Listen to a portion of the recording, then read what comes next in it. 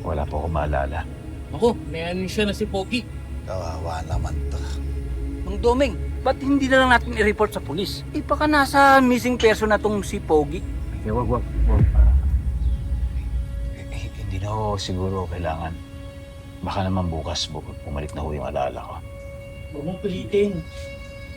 Mas mabuting magpahinga ka muna. Yun lang, hindi ka pwede magtagal dito. May kulong dito mamaya. Ganito. Sir, kung hindi ka naman masailan, ha? Meron akong maliit na kubo. Pwede ka doon. Hanggang bumalik yung alaala mo. Mang Domeng, hindi natin siya kilala para patirahin doon. Doon kasi siya nangungupahan sa tabi ng kubo, si Elaine. Sige na. Matino naman to si Pogi. Kung mag-alala, miss, naman ako nangangagat.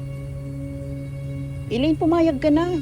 Kung ako lang may kubo, pwede siya dun. Kaya lang, kay Mang Doming lang pwede. Sige na, Elaine. Pansamantala lang naman. Hanggang sa maalala nitong si Pogi ang sarili niya. Kawawa naman eh.